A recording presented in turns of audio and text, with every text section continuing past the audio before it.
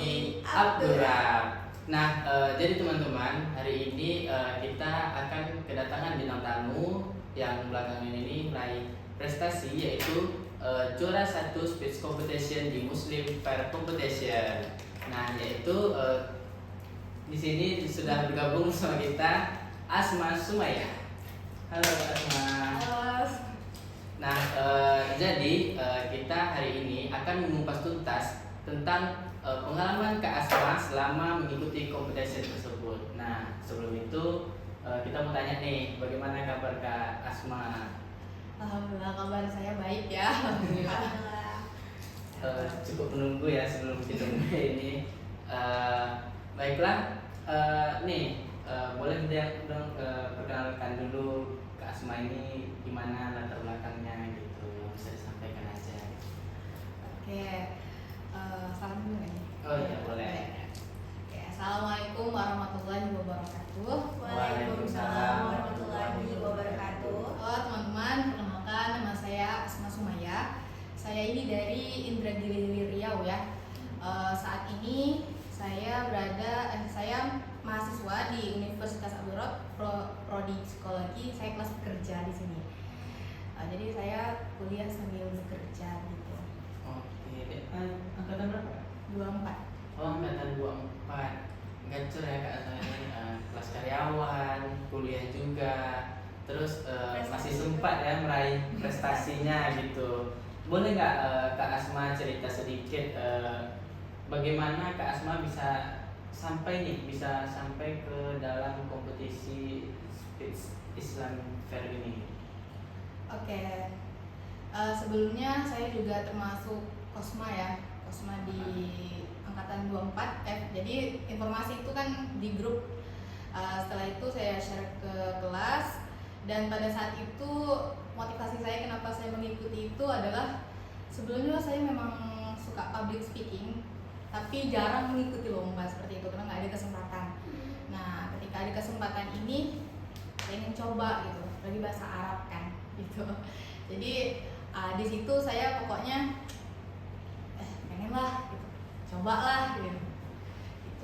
Gitu sih Bang. Oke, berarti sebenarnya memang Kak Asma ini adalah sosok karakter yang memiliki public speaking yang bagus, cuman belum pernah dicoba gitu ya. Jadi inilah peluang Kak Asma untuk mencoba, bisa nggak ya gitu. Nah, kira-kira siapa nih sosok di belakang Kak Asma yang selalu support Kak Asma gitu? Oke, pasti orang tua ya, yang utama ibu saya. Beliau adalah sosok paling support system saya. Walaupun beliau mungkin mendukung saya bukan secara materi, tapi secara doa ya. Bagi saya itu adalah sesuatu senjata dan hal yang paling besar untuk saya gitu, melebihi dari sebuah materi. Memang seorang anak ini tidak pernah meragukan doa dan restu dari seorang orang tua gitu. Iya, benar-benar sekali. Kan ini tadi Kak Asma bilang selama ini Kak Asma hanya memiliki bakat-bakat yang terpendam gitu, baru akan terbuka ketika Kak Asma coba mengikuti kompetisi ini gitu. Nah, apakah first experience-nya pada event tersebut merasa gugup, canggung, atau bingung nih mau ngapain gitu? Oke, mungkin saya jelasin sedikit ya gimana gambaran pada saat lomba tersebut. Jadi lomba itu diadakan secara online, bukan secara offline. Online di situ kita take video hanya sekali. Nah, pada saat itu persiapan saya cuma punya 2 hari. Ketika itu panitia itu bilang boleh Kak pakai bahasa Indonesia diampur. Ya, saya nggak mau dong. Saya mau all out dong, ya kan? Iya, betul. Pokoknya saya gas, saya translate semuanya pakai bahasa Arab. 2 hari saya hafalkan itu. Pokoknya memang saya cari ruangan kosong. Itu ada cermin, saya ngomong di situ berkali-kali. Itu sudah berkali-kali saya ulang, malam, pagi, di sela-sela kekosongan saya dari bekerja, dari nugas itu saya selama 2 hari itu saya luangkan buat itu juga. Jadi kenapa saya tenang? Sebenarnya nggak tenang juga sih, tapi bagaimana kita itu menguasai situasi yang berada di tengah-tengah kita gitu. Oke. Berarti memang Kak Asma ini dia pengen mengeluarkan seluruhnya gitu ya, apa yang bisa dikeluarkan gitu. Terus tadi Kak Asma ini bilang dia tipsnya itu dia berbicara di depan cermin gitu. Iya. Ya. Sama sih seperti saya dulu kan waktu SMP gitu kan. Suruh belajar bahasa Arab nih, hafalan gitu. Jadi takut besoknya kena marah sama ustadznya gitu kan. Jadi belajarlah di depan cermin, ngomong di depan cermin gitu. Memang efektif sih rasanya kalau ngomong di depan cermin gitu. Jadi selama event tersebut berjalan, apa hal yang tersulit gitu yang terjadi selama event? Yang tersulit selama itu mungkin waktu ya, karena saya bilang tadi saya bekerja pagi sampai sore, saya bekerja. Jadi waktu saya menghafal itu memang sangat singkat, tapi saya usahakan itu konsentrasi. Jadi kita itu kalau misalkan punya waktu yang banyak tapi nggak konsentrasi itu nggak ada maknanya, percuma ya kan. Jadi memang betul-betul 2 hari itu saya konsentrasikan untuk itu, karena itulah yang pertama kan waktu. Terus yang kedua, pada saat itu juga saya kan kelas pekerja banget. Saya tag video itu minta izin sebentar sama dosen yang mengajar, minta keluar dulu untuk karena ngejar waktu sore udah mau maghrib gitu kemarin itu. Terus ini kan untuk tag video kita udah izin waktu. Lalu siapa yang mengedit video tersebut gitu? Nggak mungkin kan kita kasih video gitu aja gitu. Sebenarnya video itu tidak boleh diedit, Bang. Oh, nggak boleh Itu diedit. tujuannya ya? Iya, itu ketentuan pada saat itu ya, di panitia itu video itu nggak boleh Jadi diedit. one take gitu aja. One take, memang betul-betul one take, dari jarak jauh, landscape, pokoknya semua ketentuan tuh saya lakuin di situ. Kalau ngerjainnya di kampus, gimana nih tempat sunyi yang di kampus gitu? Pada saat itu sepertinya saya ngelakuin itu pada hari Sabtu ya. Sabtu kan lumayan sepi. Dan susahnya lagi saya nyari tempat itu di depan. Mungkin di depan itu tulisan Rabani yang mana berada. Oh, di tubuh RAP. Itu memang mana ditengok-tengok orang ya kan, ada orang-orang. Ya itu sih. Tapi karena itu view-nya bagus, menurut saya di situ view-nya Iya. bagus. Berarti kakak coba konfirmasi dengan lingkungan sekitar, Pak, saya minta izin.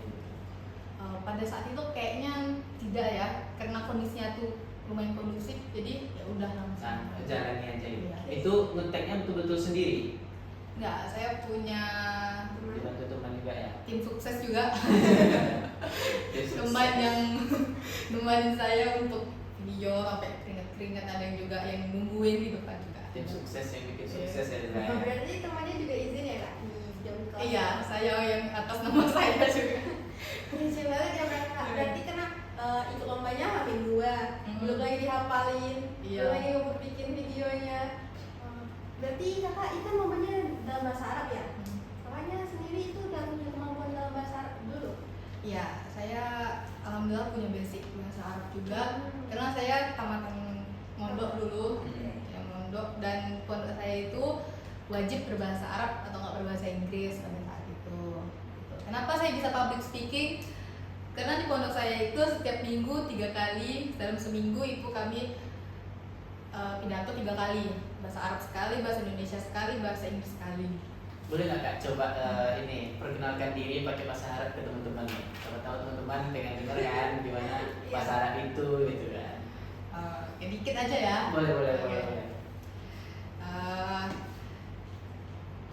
Wa'arif nafsi ismi Asma Sumaya, jitu min Tabilahan, wa ana min thalibati fi hadzal madrasah, wa an ajlisu huna ma'ahum jami'an huna likay yata'allam anil hiwaya.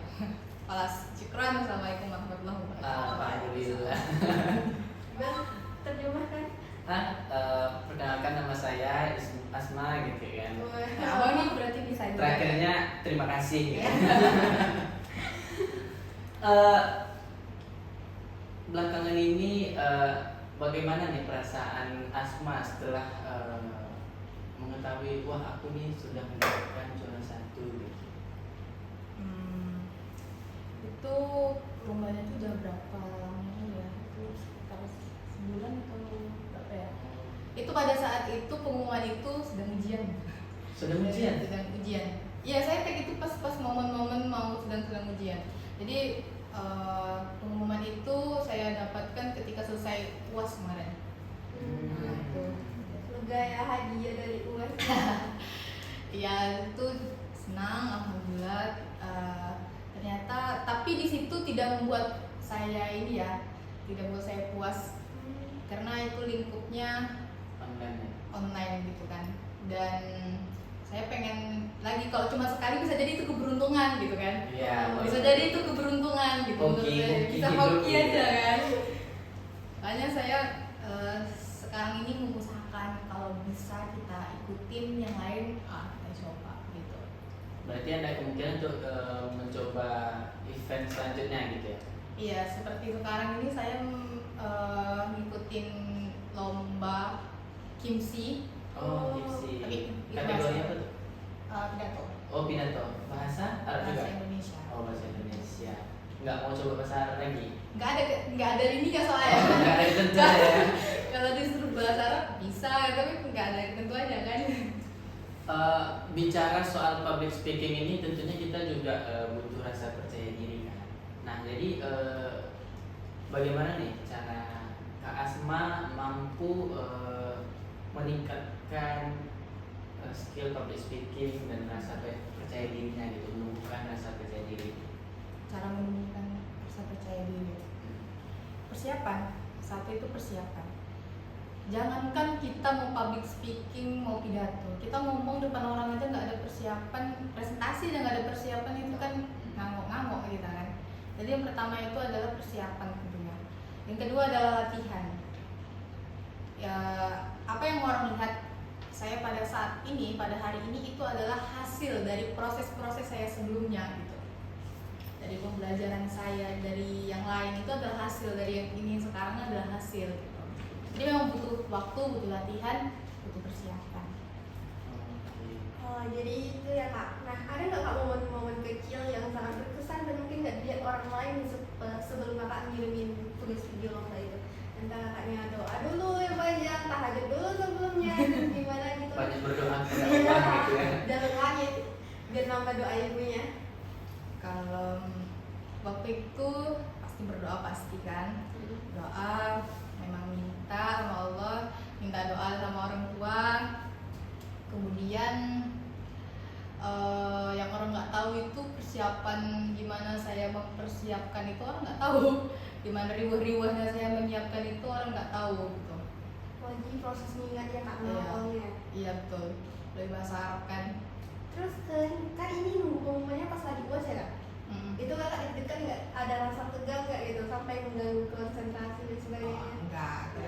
Saya itu prinsip saya itu do your best, pas itu lupakan udah. Itu cara biar gak kecewa itu seperti itu. Lakukan sekarang, lupakan nanti gitu. Iya, tapi lakukan itu yang the best gitu. Lakukan itu the best. Ini ada kaitannya ya sama iman kita. Maksudnya ketika kita lakukan yang terbaik, kita harus tawakalnya udah dari situ. Itu kalau nanti aku udah ngelakuin yang terbaik nih, tapi ternyata hasilnya tuh nggak sesuai ekspektasi, ya udah berarti itu hasil terbaiknya dari Allah tuh ya itu gitu. Jadi kalau saya itu sih setiap saya ngelakuin sesuatu. Oke, dari proses ini pelajaran apa yang paling Kakak rasakan berubah dalam diri kita? Paling berubah. Kan mulai tadi Kakak bilang kalau saya skill dari public speaking itu emang ada, cuman baru Kakak asah atau baru Kakak publiskan di lomba ini gitu. Jadi apa nih yang paling berkesan dan paling terasa berubah dari diri Kakak? Yang paling berubah itu adalah saya jadi tidak takut mencoba lagi gitu. Di situ karena sudah ada pengalaman itu membuat saya itu membuka pikiran saya sebenarnya. Ternyata seru juga ya. Ternyata menyiapkan itu kita juga nyenengin buat kita, nyenengin buat orang kan gitu kan. Kita menang itu buat senang kita, buat senang orang lain, buat senang tempat yang kita datangi, kampus bangga, dosen bangga, orang tua kita bangga, itu sih. Jadi buat sesuatu hal yang enak gitu, menyenangi orang lain. Apa yang membedakan Kak Asma yang dulu dengan yang sekarang gitu? Yang membedakan saya apa ya? Yang membedakan saya dulu dan sekarang, mungkin dulu saya gebiar 1 tahun ya, 2 tahun deh. Saya dulu pernah kosong 1 tahun itu, tapi saya kerja, maksudnya belum kuliah gitu. Pada 1 tahun itu saya kan nggak ada belajar, nggak ada apa ya kan. Yang buat saya beda tuh ketika saya kuliah, itu memang membuka pikiran saya ya. Ternyata memang kuliah itu bukan sekedar udah kuliah. Beda orang yang kuliah sama orang yang ketika kita belum kuliah itu sangat beda pemikirannya gitu. Ketika kuliah tuh kita mempunyai target berikutnya. Target saya A, B, C, D, E. Ini ketika kuliah kita bisa menjadi diri kita sendiri gitu loh. Ketemu teman lagi, ketemu yang lain. Kalau sebelumnya kan saya nggak kuliah itu, ya udah itu saja yang saya temuin, A, B, C. Nggak ada target, apa target saya gitu. Mau kerja ya udah bisanya aja gitu. Berarti udah kuliah ini berbicara soal mindset lagi ya, juga membuka wawasan kita gitu kan. Terutama kita juga sebagai mahasiswa gitu kan, mahanya si siswa gitu. Memang di perkuliahan itu ya rasanya memang beda ya Kak semuanya. Kayak ada nih gitu, bukan sekedar kita itu bukan hanya belajar seperti kita berpendidikan di waktu SMA, SMP gitu kan. Disinilah kayak kita tuh terasa terbuka gitu di perkuliahan. Jadi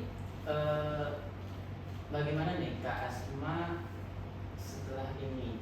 Apakah Kak Asma cukup puas dalam all-in bakatnya atau akan meningkatkan terus-terusan ke depannya? Tentu saja puas itu nggak boleh puas ya. Kita dulu jadi orang nggak boleh puas, nanti jadi orang sombong kalau kita puas. Saya itu pasti pengen untuk melatih public speaking.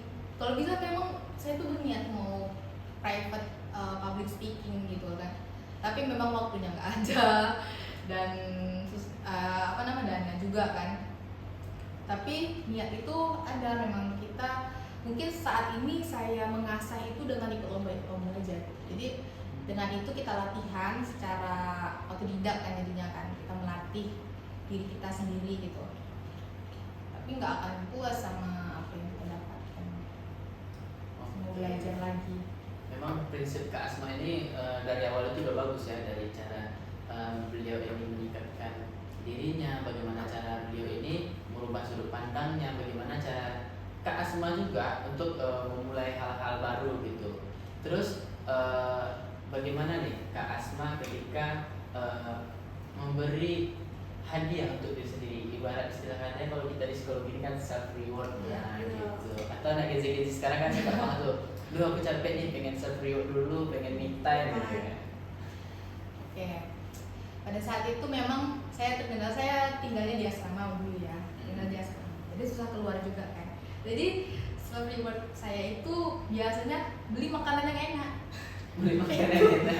Itu aja. Nggak takut gendut ya? Takut sih sebenarnya. Tapi kan jadi self reward ya. Iya. Udah. Pokoknya apa yang saat itu saya pengen makan, bajakan diri pada saat itu. Mau beli apa? Nggak apa-apa, mahal, yang penting ini hadiah buat kamu gitu. Oke. Ini hadiah untuk kita gitu kan. Iya. Ini hadiah untuk diri sendiri dulu gitu. Oh iya Kak, tadi kan Kakak bilang kalau misalnya di dalam diri Kakak itu ada potensi dan Kakak mengeluarkannya. Tapi di mahasiswa lain mungkin tuh mereka punya potensi, tapi untuk ikut lomba mereka justru ragu sama potensi mereka sendiri. Menurut pandangan Kakak gimana sih akan hal itu? Sebenarnya kenapa potensi itu tidak dikeluarkan, karena mereka belum apa ya, bisa jadi dia kurang percaya sama diri dia sebenarnya. Ketika dia sudah percaya sama diri dia tidak akan takut untuk mengeluarkan potensi itu. Menurut saya bagaimana caranya? Ya Pertama mungkin dia bisa melihat orang lain, dia bisa melihat orang lain yang sama dan mendengarkan bisa podcast yang bagus yang bisa membangun motivasi dia untuk mengeluarkan potensi itu gitu.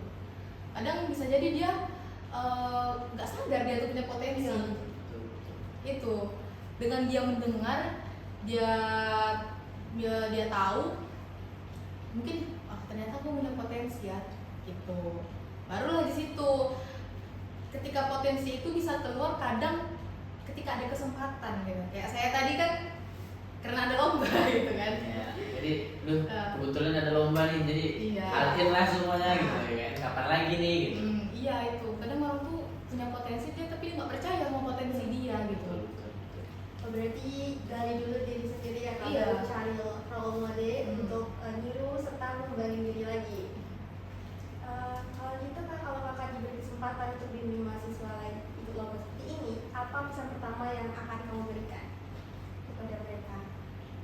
Do your best. Lakukan yang terbaik. Kalau misalkan kamu belum ngelakuin yang terbaik saat ini dan kamu sedih ketika kamu kalah, itu kamu salah. Kalau misalkan melakukan sesuatu, lakukan yang terbaik. Hasilnya itu nanti terakhir gitu. Kalau saya pengen itu ya, pertama motivasi saya itu ya, lakukan aja yang terbaik gitu, sesuai dengan cara kamu, bagaimana kamu yang tahu diri kamu gitu kan. Tapi untuk hasil jangan berharap untuk selalu menang. Jangan berharap untuk selalu menang. Namanya kompetisi kan pasti ada yang menang, pasti ada yang kalah, gitu kan. Tapi ya udah, ngelakuin aja yang terbaik gitu. Oke.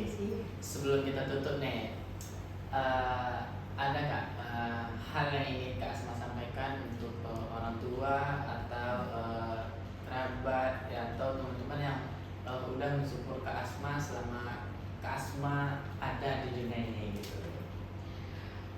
Mungkin untuk orang tua saya, untuk keluarga saya, terima kasih semuanya. Saya ada pada di titik ini itu atas doa dan dukungan kalian semua, dan itu yang membuat saya bisa di titik ini. Saya rapuh, saya jatuh, saya tidak bercinta sama kalian, tapi doa kalian yang selalu membuat saya bangkit kembali. Oke. Nah itu buat teman-teman. Jadi buat teman-teman jangan lupa untuk terus minta doa orang tua, terus minta restu dari orang tua, taat kepada orang tua, dan tetap beribadah kepada Tuhan Yang Maha Esa. Insya Allah teman-teman semua akan mendapatkan hasil yang terbaik. Nah sebelum kita tutup podcast ini, kita ada slogan nih. Kita akan mengajarkan Kak Asma untuk bermain slogan kita gitu. Jadi Sitol podcastnya Psikologi Abdullah. Gimana jelas? Podcastnya Psikologi Abdullah. Oke. Gini ya Kak ya. Oh gini. Gak ada ini. Enggak pakai Ini. Gak pakai ini. Gini aja. Gini. Ya gini aja. Oke. Sitol podcastnya Psikologi Abdullah.